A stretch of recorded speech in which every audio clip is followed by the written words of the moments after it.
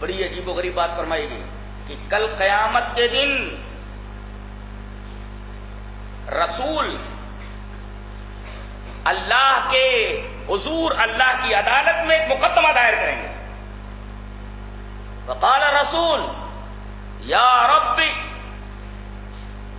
اے میرے رب، میری اس قوم نے ھذا القرآن مہجورا، اس قرآن کو چھوڑ دیا تھا.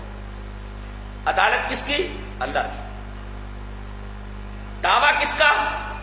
اللہ کے رسول کا.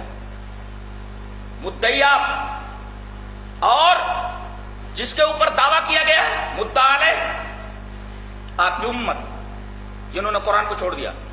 اللہ کی عدالت میں اللہ منصف جج، مدعا علیہ یہ قوم جنہوں نے قرآن حکیم کو چھوڑ دیا، اور مدعی جناب محمد رسول اللہ صلی اللہ علیہ وسلم، اور جس کے بارے میں دعویٰ کیا گیا وہ قرآن حکیم.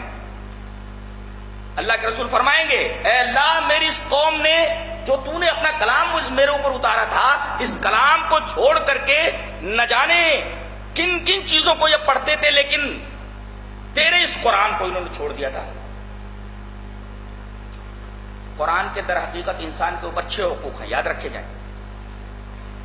یہ جزدانوں میں بسا کر کے، جزدانوں میں لپیٹ کر کے، خوشبو میں بسا کر کے تاکنیسیاں پر رکھنے کے لیے نہیں آیا، بلکہ اس کے حقوق ہیں. وہ حقوق آپ کو ادا کرنے ہیں. کتنے حقوق ہیں؟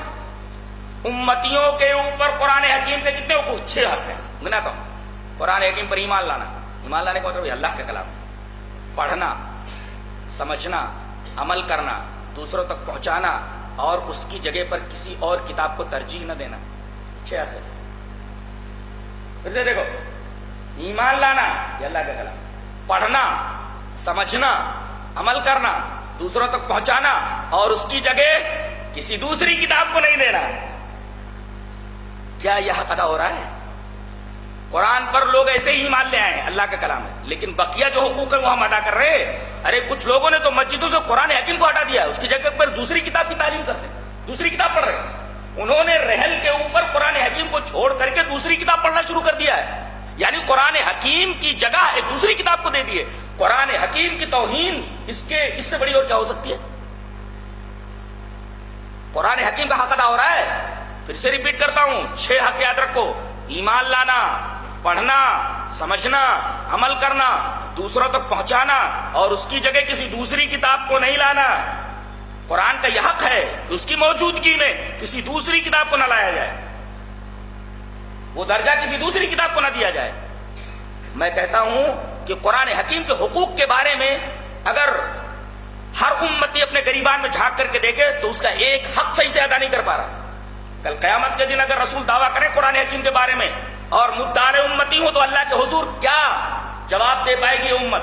اندازہ لگائیے آپ. لہذا آپ لوگ قرآن حکیم سے جڑیے. ایک پروپیگنڈا کیا جا رہا ہے کہ قرآن حکیم کو لوگ سمجھ نہیں سکتے. کیا میں سمجھا رہا ہوں آپ کی سمجھ میں نہیں آ رہا ہے؟ بالکل سمجھ میں آ رہا ہے. بچہ سمجھ رہا ہے. کہہ رہے قرآن بڑی مشکل کتاب ہے، اس کو صرف علماء ہی سمجھ سکتے ہیں، اس کو سمجھنے کے لیے 22 علوم کی ضرورت ہے. میں کہتا ہوں قرآن اگر اتنا ہی مشکل تھا تو اس کو امیوں کو اوپر اتارنے کی کیا ضرورت تھی؟ ان پڑھ جو پڑھے لکھے نہیں تھے ان کی سمجھ میں آ گیا. یہ پڑھے لکھے جو ہے ان کی سمجھ میں نہیں آ رہا ہے. قرآن امیوں کے درمیان نازل کیا گیا، جس کے اوپر یہ قرآن اتارا گیا خود امی تھا. ہمارے نبی امی تھے، پڑھے لکھے نہیں تھے. آپ کے اوپر قرآن اتارا گیا اور آپ جن کے درمیان بھیجے گئے وہ سب امی تھے.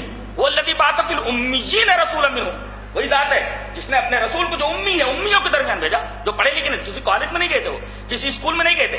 ان لوگوں کی سمجھ میں قرآن آ گیا، لیکن ان پڑھے لکھے جاہلوں کی سمجھ میں نہیں آ رہا ہے قرآن.